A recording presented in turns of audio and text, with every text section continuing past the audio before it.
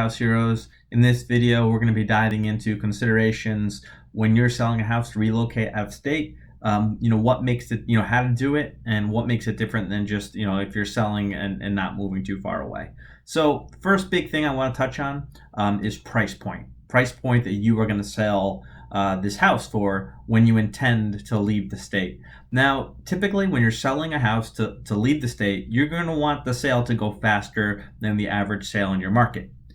The way you do that is you're going to have to price it aggressively. So you might want to price it slightly below the comps that are currently on the market, so yours is more attractive than what's currently on the market. And there's a couple of ways you can go about getting the price. I mean, you could just set list price a little bit lower, and that will get the job done, but you don't have to take that approach. You could leave list price a little bit higher, see where the offers come in, and accept one that's on the lower side if that lower one is the best you have. Or you can keep it high and slowly do a reduction of a certain amount each week until you get a buyer that's going to go for the price. Point is, give up a little bit of sale price to get the sale done a lot faster. The other big concern when you're selling a house and you're relocating is that you need to time the sale right? Because look, if it gets to your sale date too soon, your relocation might not be ready, right? Because presumably, when you're going to relocate from the state, you're going to be buying or renting in a different state. If you sell quicker than you thought and you don't have housing lined up where you're relocating to, that could be a problem. And vice versa, it could be a problem if your sale takes too long. Because you may need the sale proceeds when you're selling your house. You may need those proceeds to buy another house when you're buying another house out of state, or you might need it for renting out of state. So you might need money for security deposit, first month's rent, ongoing rent, furnishing a house or a rental in the other state, right? So you don't want to time it that your sale is too slow for your move. So it's tricky to time, right? So there's a couple things you can do, or that you should do, to address the difficulty of timing the sale. First, if it looks like you're going to sell your house too soon and your new accommodations out of the state are not ready, you can ask the person who's buying your property, you can ask them for what's called a rent back. Basically, they become the owner and they let you stay for 2 or 3 months, however long it's going to take to line up your sale. And in most cases, you'll then pay the new owner rent. So it works out for both people. The new owner buys the property, and they give you a period of time to stay there while you're arranging for your move. And when it sells to you, you'll have the money to complete your relocation. The other option is to ask for some flexibility on the closing date. So the buyer who might be flexible, like it might not be a big deal if they close this month or next month. So you can ask them for flexibility on the closing date so that they can work around your schedule in terms of when you need to move. And a lot of buyers, they're open to that. If they're not in a situation where they need to act, sooner rather than later, they won't mind helping you out when you're selling and working with you on the closing date.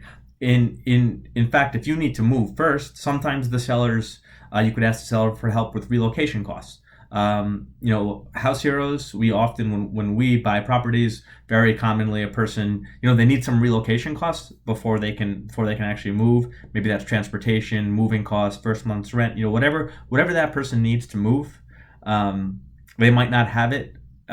They might need to put that first when they're arranging to move. So buyers often will help out with the costs to help the current occupant move. And the idea there is easy because once they move, you can buy the property vacant. You can get the ball rolling faster on either moving in, renting it, whatever you're going to do with that. And then the person, can start their life in the new state faster.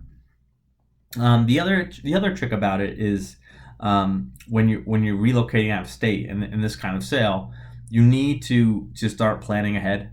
Like you can't leave the reason you gotta start planning ahead is because it's difficult to arrange for things out of state, right? If you're living in Florida and you're moving to California, buying a house in California is going to be a complicated process. You might need to fly out there ahead of time. You might need to go, hire professionals to go help you with the sale out in California, and you probably don't know too many people out there. You very well might not. So even if you're looking to rent in California, you're still going to want to go look at these rentals.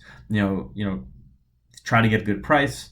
So you have to think ahead. If you're going to sell while you're relocating, you have to think ahead about the relocation process and what's that's going to be like for you. And then the last thing to really consider when you're selling to move out of state is what are your relocation costs going to be, right? Because like I said, you might have to, if you want to buy, you're going to have to, if you're going to buy with a mortgage, you're going to have to put a down payment down.